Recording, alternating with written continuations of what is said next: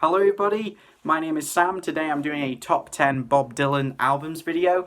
Probably not the most original thing to do for your first video, but stick to the tried and tested formula, I suppose. And he has got a new album out of original source material today, on the day that I'm recording, Rough and Rowdy Ways, which I'm going to definitely give, spend some time. Really want to listen to that as soon as possible. I got into Dylan about 3 years ago, and I obviously heard of Bob Dylan. I mean, it's kind of impossible not to. He's like this mega artist, and sort of like a Rolling Stone is in the sort of sonic landscape of the everyday. You know, it's an amazing song, and I've heard Hurricane before, but Rob, one of my mates, came up to me and was like, "You got to check out Highway 61. Like, it's this real famous record in rock and roll history, especially in folk rock, and give it a spin." So I listened to it, and it's amazing. And then ever since then, I've just checked out his entire discography. So I've not listened to all of his bootleg series, and I think some of them are really, really good. Really, they're not just cash grabs. I think there's some really interesting stuff on there. And same with the live albums. I've listened to a few of those, but I'm not listened to their entirety. So today it's just going to be studio albums. So without further ado, at number 10 I have put Dylan's 1989 album Oh Mercy, and I think this is a sort of a return to form album at the end of the 80s for Dylan, because the 80s has been a bit of a turbulent year for him. I think it's probably the only year that people look back and they think that Dylan didn't really know what he was doing, and maybe that's a bit wrong, because maybe when you're an artist you don't necessarily know what you're doing all the time, but especially on reflection, I think we can see him make consistently good music in the studio of a different genre. So, folk, and then the transformation to sort of folk rock, and then more to country and stuff. And he got criticised for Self-Portrait. I mean, there's that Rolling Stone review where it's like, what is this shit? And but now on reflection, people are like, no, this is really good quality music. But I think in the 80s you can't necessarily say that. I think it is turbulent, and I think there is some good studio songs, and it's not it's not entirely shit on it, because I think there's some really good stuff. I like Death Is Not the End, and I like Brownsville Girl. But I think especially mid 80s he's not found a new sort of style that fits his voice well, and I think that comes across in his autobiography Chronicles, where he dedicates a chapter to the discussion of this album. And and I think he feels like he let the producer down in this album. If I remember correctly, I've not read Chronicles in a good while, but he feels like he's got some good songs, and he's sort of found a new sort of way to sing, and a sort of developing a new style. But he feels like he's not the young man he used to be, and he's not met the expectations of the producer, who is a really good producer, and this album's got excellent production on. Produced U2 stuff. I can't remember his name off the top of my head, but here we go. Not a musical expert here, but I really Time Out. Oh Mercy is really good. I think it's a sort of a precursor to Time Out of Mind. Like, it sort of plants the seeds for that, especially with like Ring Them Bells and Most of the Time. I think are very sort of tracks that I feel like could be on Time Out of Mind, and that's the next sort of great Bob Dylan album for me, like 1997, which is 8 years later. And after Oh Mercy, I do think we see a dip in quality, but at least he's sort of figured out his vocals now. Yeah, I really love Oh Mercy. So next up at number 9, I've kind of put a controversial one, really. It is Shot of Love. Now, a lot of people say this album has got, it's one of maybe their favourite Dylan tracks, Every Grain of Sand, but I think the album is totally underrated, and I think all the gospel albums are. And I don't think you necessarily need to be, a believer. A lot of the songs are written, I think, with their sort of spiritualness to them, and I think people can enjoy it lyrically if you're kind of spiritual, and they've still got great sound to them. I think everything from, Slow Train Coming to Saved to Shot of Love. Some of them, it's kind of, especially, Property of Jesus, a track like that, it may be hard just to neglect the Christian side, but I think you can still enjoy the music regardless of your religious beliefs, really. And I certainly love this album. I think Every Grain of Sand is like one of the cleanest tracks on the album, especially production-wise. But the album's kind of raw. I think it's a lot rawer than Slow Train Coming, and that's what I like about it. It's not sort of overly produced. It doesn't. It's, you know, some people might say it needs a bit more production value, but I think it really suits Dylan's voice. You know, this sort of like more sort of like shouty, I think stronger sort of voice, really. And Property of Jesus is one I really like as well. Lenny Bruce. You know, Dead Man, I really like. I think that's got a good sort of tune behind it. And I think in the gospel era, I kind of was sort of turned off a bit by it at first, because I heard sort of mixed things, but no, I think it's absolutely one of the most underrated bits of his career, and I got to check out the bootleg for that sometime soon. So at number 8 we have Nashville Skyline, the one that he recorded in Nashville. You know, kind of just a very short album, but something, you know, so amazing, and it just goes to show, I think, Bob Dylan's vocal ability. Like, he changes his voice and it's so much more, I think, calming, and just, I don't know, you know, it starts off with the famous Johnny Cash sort of duet, you know, Girl from the North Country, and, you know, Cash starts off, and then Bob Dylan comes in, you're like, is that Bob Dylan? Seriously? Like, that can't be, you know, I'm listening to a Bob Dylan album, but it sounds very different, and I think I heard somewhere they might have given up smoking for this album. That might be a complete myth or just something I've dreamt, but it's so much lighter. These songs are a lot more happy. They're very short, you know, in comparison to, like, you know, his previous. I know he did John Wesley Harding, but prior to that, you know, the folk rock things where we get in, you know, stuff that lasts maybe like 8 to 12 minutes. Here we get very sort of nice country band sound, sort of very short songs, beautiful songs. Just wish it was longer. So at number 7, I'm going to put New Morning. I absolutely love this album, and I was going to put it higher, but I looked at other things and I thought, you know, maybe not. But anyways, I do play it a lot, and I really love it. And it's the album that comes after Self Portrait, and sort of Self Portrait is a sort of tug of war album, I think, vocally, between the sort of real soft vocals of Nashville Skyline, and then we have, you know, probably not as soft, and more sort of the way we expect Dylan to sound, really, with No Morning. It's kind of, he's still singing a lot softer than maybe what he did in sort of his folk rock period, but it's definitely a more return to the sort of Dylan sound that we know. And New Morning did a lot critically better than Self Portrait, but, you know, anyways, New Morning, fantastic. I mean, you've got, you know, If Not For You, the sort of George Harrison song that's sung by Dylan. You know, a great duo between them on YouTube. You guys probably should check out. It's great. But there's also New Morning's really rocky. You sort of have the sort of loungy, sort of maybe slightly jazzy sound on some of the tracks as well, with the backing singers. That's really good. You know, it's just a real good, consistent album. Bob's looking happy on the front of it, like he was doing in Nashville Skyline. Really beautiful lyrics, happier lyrics, I think, to some stuff in the sort of 70s. You know, you've got Man in Me, which is the Big Lebowski song. So how could you not like New Morning? I think it's a really it's a really likable album and really hard to unlike. So number 6, I'm going to put a more recent album, The Tempest, and I think I was surprised at how much I love this album, because I always thought, you know, oh, my favourite Dylan era is like the 70s or something.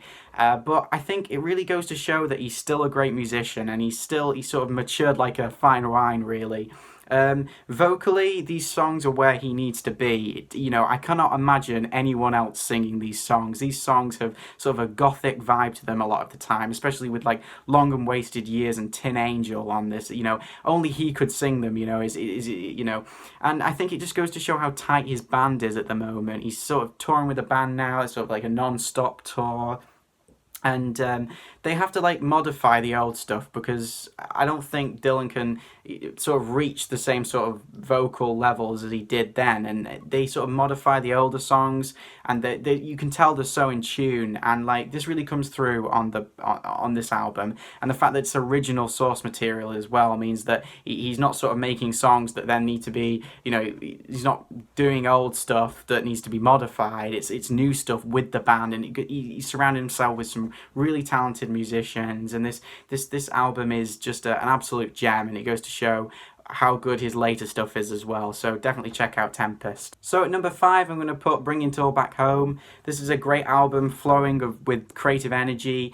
You know, I think it maybe gets a little bit overshadowed by Highway 61 because that's sort of the definitive change to sort of folk rock, and there's a lot of, there's the electric guitar there a lot, whereas, you know, this is, you know, Highway 61 opens with Like a Rolling Stone, but this opens with Subterranean, Homesick Blues, which is a little bit more folky, but the, you know, the lyrics are getting a lot more sort of abstract, and you know, there's a lot of, I think, more guitar being used, and you can see that this is a kind of like precursor to Highway 61, and I think it does get overshadowed a bit, and I think it's brilliant. You know, It's Alright Ma, I'm Only Bleeding, and It's All Over Now Baby Blue, one of my personal favourite Bob Dylan songs. Yeah, absolutely fantastic one. I think Tambourine Man may be the song that inspired Dylan to go electric. I don't know. I remember seeing this David Crosby interview from, you know, Crosby, Stills and Nash, and he said that Dylan came and saw the Byrds play Tambourine Man in a more rocky way, and they probably made that song probably more famous than Dylan, and then Dylan saw that and he was like, you know, I really need to up the guitar and everything. So, you know, this album is it's creatively flowing. It's great. For number 4, I'm putting Blonde on Blonde. This is probably the album where Dylan takes a break from folk rock after this, really, and he goes into more country. I mean, I think he was in a motorcycle crash. I don't think that put an end to his, you know, creativity, though. It just, you know, I just think, you know, he's probably getting so much press at this time, really. He wanted to do something different, and later on, but Blonde on Blonde is the culmination of great folk rock. It's honestly brilliant. You know, Stuck Inside a Mobile with the Memphis Blues again. You know, Everyone Must Get Stoned. You know, Sad-Eyed Lady of the Lowlands, Visions of Johanna.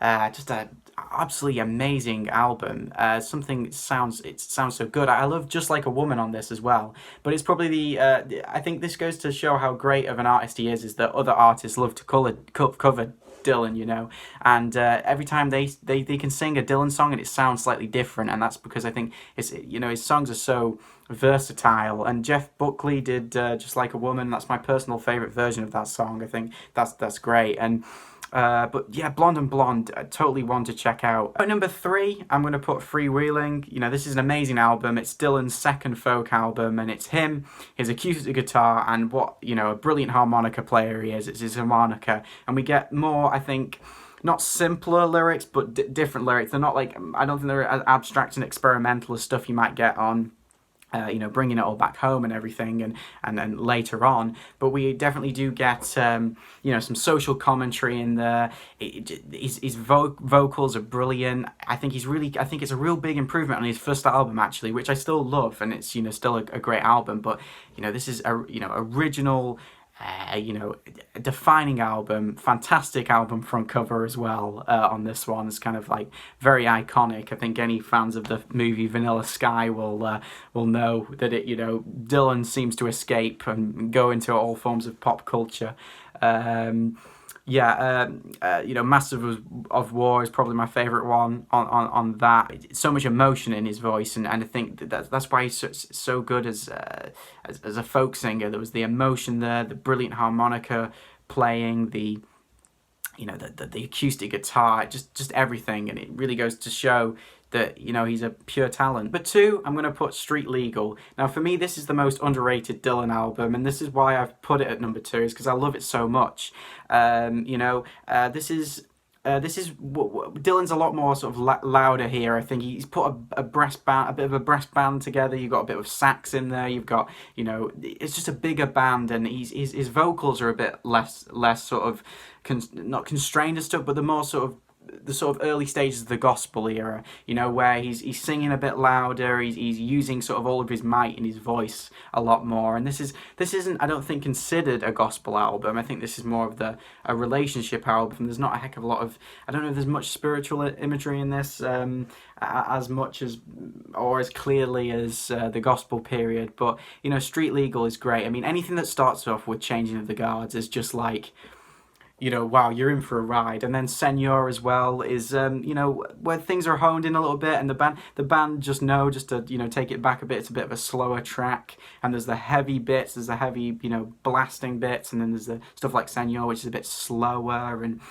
you know, Jerry Garcia does a great cover of that as well, The Grateful Dead. I really love that on Garcia playing Dylan. But you know, Street Legal, you know, it's just absolutely amazing. So just before I get to my number one, I'd like to do a couple of shout outs. Now, obviously this has been an album ranking, and if it was a song ranking, it'd be slightly different, because you know, there's stuff like Knocking on Heaven Door, which is in sort of like a movie soundtrack album, and but it would be one of my favourite Dylan songs of all time. Same with Positively 4th Street, and stuff that, you know, has been released like on side tracks, which, you know, there's a song called Caribbean Wind that I just recently discovered, and I think he cut this from Shot of Love, and it just sounds amazing. It's like probably would be one of the best songs on there if he'd kept it, and, you know, so...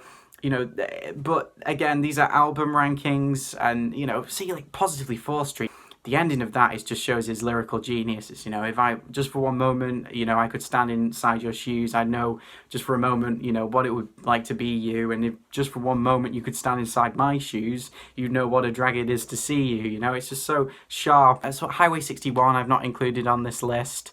It's a brilliant album. It's on so many lists, and I thank it so much for getting me into Dylan, and I love it as an album, but I can't say I listen to it an awful lot, really, and that's why I've not put it on this list. But, you know, still an outstanding album, and it deserves an honourable mention. There's also Desire, which is a very sort of mystical album, and you know, I love that. It starts off, you know, with Hurricane, which is this very sort of political song. You know, here comes the story of the hurricane, the man the authorities came to blame for something that he'd never done, put in a prison cell, but one time he could have been the champion of the world. You know, it's very sort of clear, political, sort of like, very sort of like his older folk songs, but then it goes into this sort of mystical creative energy, and it's sort of really well documented in the film Rolling Thunder that's on Netflix, that sort of shows the sort of group that he was traveling with, and the sort of violinist, and you know, that's a great documentary because it feels like you're on tour with them, and you get to see some real great live performances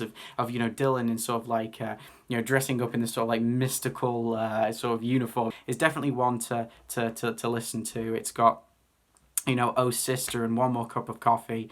Brilliant. But anyways, without further ado, let's get on to number one. So at number one, there's no surprise really with this. It's Blood on the Tracks, everybody. This is definitely put on people's number one lists a lot of the time. Yeah, this as soon as I listened to Tangled Up in Blue, I knew. That song, just the way it was written, the way it was tangled and intense, in the sort of the structure, the imagery, you know, walking into a bar, you know, as a lumberjack, all these, you know, the way the song, like I said, the way the song is truly tangled is amazing. But, you know, Blood in the Tracks doesn't just stop there. It's a great, you know, album through and through. Shelter from the Storm and Idiot Wind, and Idiot Wind, you know, is about, I think, you know, coincidence and, you know, twisting of words, and, you know, I think you could apply that to a lot of things, you know, relationships or the press. But Shelter from the Storm, you know, was in another lifetime one of toil and blood, where darkness was a virtue and the road was full of mud. I came in from the wilderness, a creature void of form. Come in, she said, I'll give you shelter from the storm.